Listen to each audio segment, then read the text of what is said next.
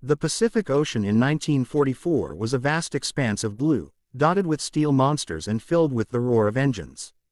Across its waves, a silent duel of technology and desperation was unfolding.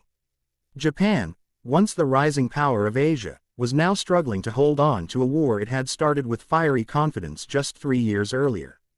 On the other side, America's industrial might was beginning to show its full force, a machine that could outbuild, outfly, and outfight anything Japan could field. But what truly changed the tide of the air war was not just bombs and bullets. It was something invisible. It was the power of radar. For Japanese pilots, the sky had once been a realm of glory. They had stunned the world with their precision at Pearl Harbor, their daring attacks across the Pacific, and their mastery of air combat. But by 1944, the tone had changed. Many young men climbing into their cockpits knew deep down that they were not coming back. The rising sun painted on their wings no longer symbolized victory, but sacrifice.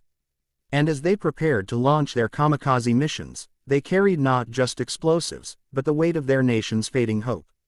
The idea of the kamikaze, the divine wind, came from a desperate moment. Japan's leadership knew they could no longer match American industry.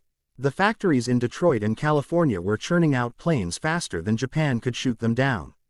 So instead of fighting in the air, Japan decided to turn their pilots into weapons themselves. Men volunteered, sometimes willingly, sometimes under the silent pressure of duty and honor.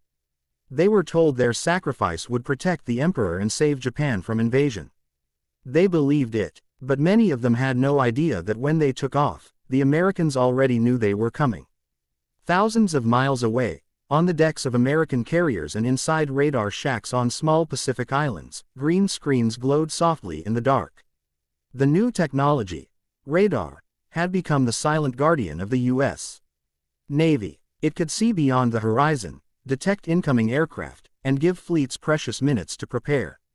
At first, Japanese pilots didn't understand how their